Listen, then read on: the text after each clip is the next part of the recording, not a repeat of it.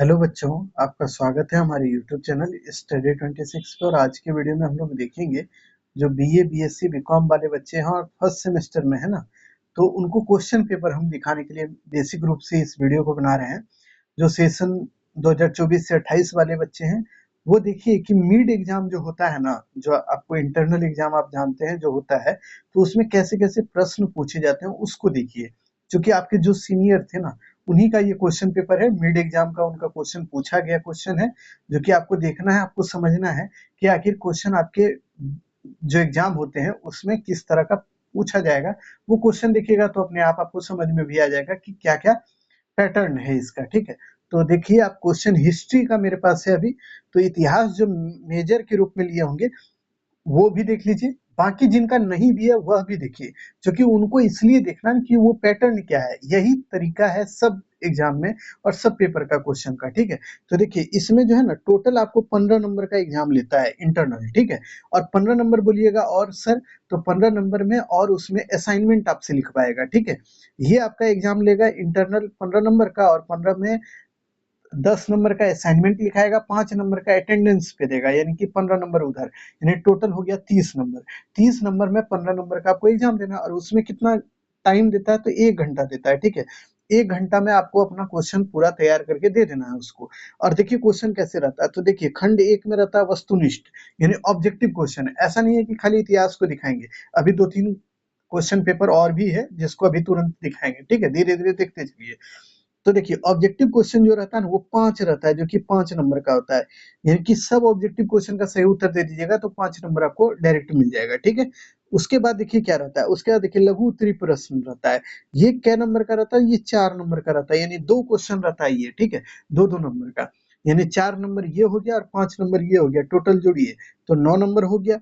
उसके बाद देखिए दीर्घ उत्तरीय प्रश्न आपका रहता है। ठीक है, और उसका क्या वो रहता है, तो वो एक क्वेश्चन आपको बनाना है, यानी दीर्घ उत्तरीय क्वेश्चन में आपको ऑप्शन दे देगा 3-4। ठीक है, और उसमें एक ही क्वेश्चन को आपको बनाना है। उसमें क्या नंबर का रहता है, तो वो 6 नंबर का रहता है, यानी कि टोटल जोड़िए 5 नंबर का ये हो गया ऑब्जेक्टिव, 2-2 नंबर का आपका हो जाता है क्या, लघु उत्तरीय question, short answer question. Short answer question कितना लिखिएगा तो ये भी आपको बता देंगे, और लॉन्ग आंसर क्वेश्चन 6 नंबर का होता है एक। ठीक है, इतना आपको बनाना पड़ता है। कुछ बच्चे ये पूछते हैं कि सर जो ऑब्जेक्टिव क्वेश्चन रहेगा उसको कितना पेज में लिखना है या कितना लाइन में लिखना है। तो देखिए आपसे क्वेश्चन ऑब्जेक्टिव में देखिए पहला पूछा है, सुलभ का शाब्दिक अर्थ क्या होता है। सुलभ का मापना होता है। ठीक है, नापना, वेदियों को नापने के लिए जो है ना सुलभ सूत्र की रचना हुई थी। ठीक है, इसी को बोला जाता है नापना या मापना। तो आपको ध्यान रखना है, इसका हो जाएगा मापना। तो ये आप जैसे कि मान लीजिए ये ऑब्जेक्टिव नंबर 1 नंबर ऑब्जेक्टिव था, आपको क्वेश्चन दे दिया, आपको 4 गो ऑप्शन दे दिया।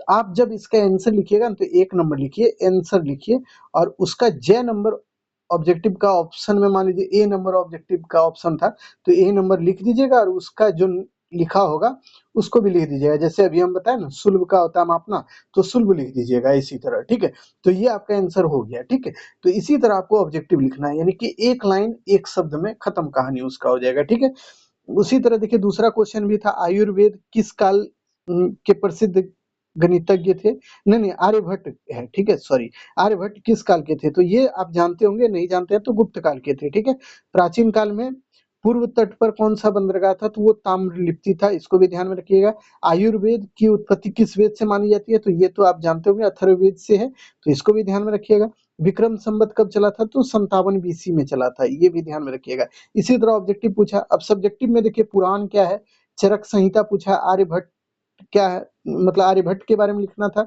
तक्षशिला के बारे में लिखना था। तक्षशिला जो है शिक्षण केंद्र था, यानी ये एक स्कूल या विद्यालय था, कॉलेज था, उसके बारे में आपको लिखना था। ठीक है, तो ये शॉर्ट क्वेश्चन में आपको मात्र 2 ही क्वेश्चन को लिखना था, और क्वेश्चन आपको कितना पूछा था, 4। 4 में से 2 गो लिख दीजिए, 2 गो छोड़ दीजिए, यही करना है। अब कोई बच्चा ये मत कीजिएगा कि 4 में चारों लिखने लगिएगा, तब तो आप शॉर्टे क्वेश्चन भरते रह जाइएगा और आपका खत्म हो जाएगा। तो शॉर्ट क्वेश्चन जब भी लिखते ना यहाँ पे, तो बहुत तो आप आधा पेज में लिखते तो आपको सही उत्तर मिल जाएगा। ठीक है, यानी 2 नंबर का क्वेश्चन है तो आधा पेज लिख दीजिए, बात खत्म। उसके बाद देखिए लॉन्ग आंसर क्वेश्चन, दीर्घ उत्तरीय क्वेश्चन जो है ये 6 नंबर का पूछता है। तो 6 नंबर में कोई एक क्वेश्चन लिखिएगा, वो कितना में लिखिएगा, तो 1 पेज लिख दीजिए, भर दीजिए 1 पेज, बात खत्म हो गया। 1 पेज भर दीजिए, खत्म कहानी। 1 पेज से 2 पेज भी, जिनको जितना याद है उतना लिख दीजिए, 1-2 जितना टाइम है आपके पास उतना भर दीजिएगा, कोई दिक्कत नहीं है। ठीक है, तो इसी तरह आपको बनाना है क्वेश्चन, ठीक है। अब देखिए ये तो हिस्ट्री का हम दिखा दिए। अब देखिए यहाँ पे एक बहुत बड़ा झोल क्या करता है बिहार का यूनिवर्सिटी। तो देखिए ये क्वेश्चन पेपर है आपका क्या, तो देख लीजिए आप, mid exam semester first exam का है और 2023 से 27 वाले बैच के जो बच्चे थे उनका है। और देख लीजिए ये सब्जेक्ट है स्वच्छ भारत, बीएससी 1 पेपर है, ठीक है। और यह भी 15 नंबर का एग्जाम था बाबू, और 1 ही घंटा का इसका भी टाइम दिया गया था, ठीक है। अब इसमें क्या किया था ये कि ट्रू और फॉल्स करके क्वेश्चन पूछ दिया। और ये जानते हैं क्वेश्चन पेपर इंग्लिश में पूछ दिया, यानी कि हिंदी में ये ऑप्शन ही नहीं दिया कि इंग्लिश मतलब हिंदी में आप जवाब दीजिए। इसीलिए आपको अभी भी बोल रहे हैं कम्युनिकेशन इन एवरीडे लाइफ, आप देख लीजिए कोई भी मतलब जो पढ़ा रहे हैं अगर वो हिंदी में पढ़ा रहे हैं तो उनसे आप बचिए, थोड़ा इंग्लिश आप पढ़ लीजिए, क्योंकि आपसे क्वेश्चन इंग्लिश में पूछ देगा।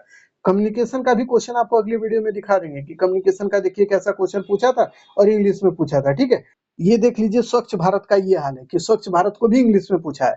तो स्वच्छ भारत में देखिए ट्रू और फॉल्स, यानी कि क्वेश्चन आपको दे दिया था और उसमें आपको सही है या गलत है ये लिखना था, ठीक है। और हिंदी में आप लिख नहीं सकते क्योंकि क्वेश्चन तो इंग्लिश में था, खाली इंग्लिश में था, हिंदी में क्वेश्चन नहीं था, तो आपको इंग्लिश में उत्तर लिखना था, ठीक है। ये 5 क्वेश्चन दिया था और एक लाइन में आपको खाली लिख देना था सही है गलत है, ट्रू है या फॉल्स है, यही आपको लिखना था। ये आपका 5 नंबर का क्वेश्चन था ऑब्जेक्टिव। उसके बाद देखिए जो है ना 3 क्वेश्चन दिया था आपको लिखने के लिए, और उसमें देखिए आपको 2 बनाना था, ठीक है। तो उसमें दिया था राइट एन एसे ऑन स्वच्छ भारत मिशन, यानी स्वच्छ भारत मिशन के ऊपर आपको एक क्वेश्चन लिखना था, ठीक है।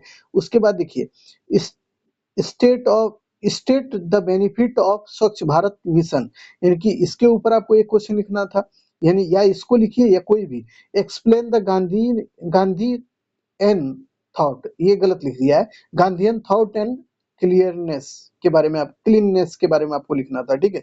ये यहाँ पे इस प्रिंटिंग किया है वो थोड़ा सा, तो आपको ध्यान में रखना है गांधीयन थॉट्स के बारे में जो आप पढ़े होंगे, स्वच्छता को लेकर गांधी का विचार जो था उसको लिखना था यहाँ पे।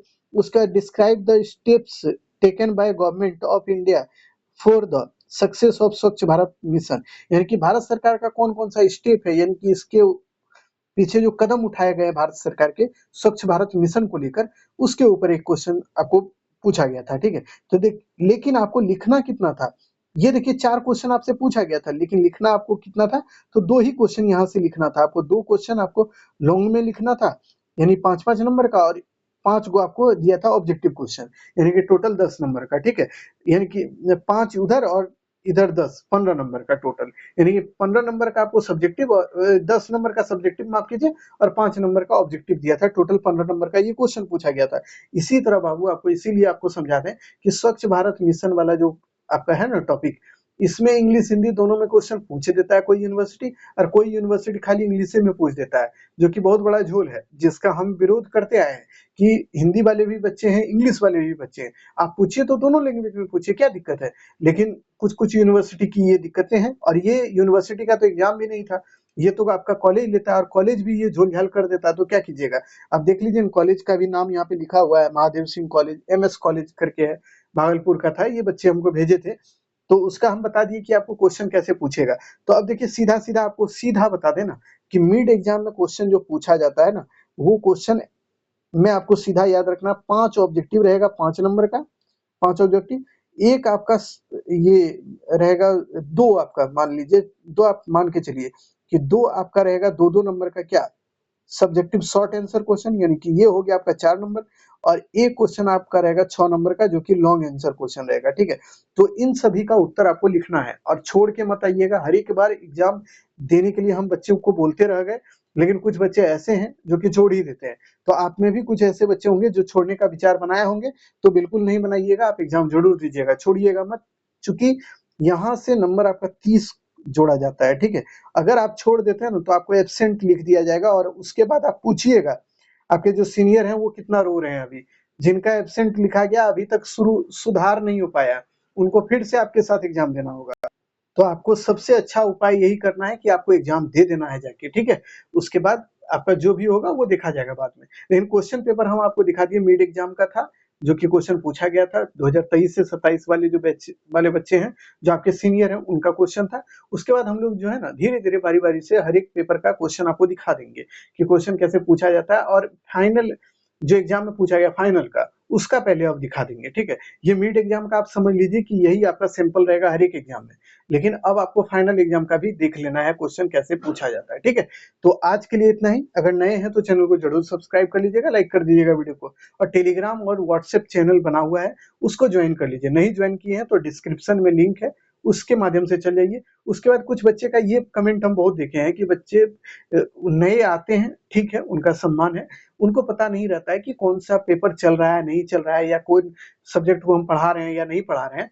तो आप कुछ नहीं कीजिए, आपको अगर प्लेलिस्ट में नहीं कहीं मिलता है ना, तो कुछ नहीं कीजिएगा बच्चों, आप स्टडी 26 जो मेरा चैनल है, इसी का नाम डालिएगा, और बीए फर्स्ट सेमेस्टर या बीएससी फर्स्ट सेमेस्टर किसी के भी हैं तो फर्स्ट सेमेस्टर आप डाल दीजिएगा। और जो पेपर पढ़ना है, जैसे किसी को हिस्ट्री पढ़ना है तो हिस्ट्री मार दीजिएगा, पॉलिटी मारना है तो पॉलिटी मारिए, और यूट्यूब पे सर्च कीजिए, तो आपको सब कुछ मिल जाएगा, खुल जाएगा, और उसी को देख लेना है, ठीक है। कुछ नहीं करना, पूरा का पूरा वो लिंक खुल जाएगा, उसी को देखना है, क्योंकि उसको हम पूरा ऑलरेडी हम लोग करा रहे हैं। हिस्ट्री का भी चल रहा है, पॉलिटी का चल रहा है, फिलोसफी का शुरू किए हैं, हिंदी MIL शुरू हुआ है, तो धीरे धीरे सब कुछ हम लोग कर लेंगे, ठीक है। आपको बस यही करना है कि आप अपने दोस्त यार में शेयर कर दीजिएगा, ठीक। तो आज के लिए इतना ही बच्चों, फिर मिलते हैं नए वीडियो में, तो तब तक के लिए धन्यवाद।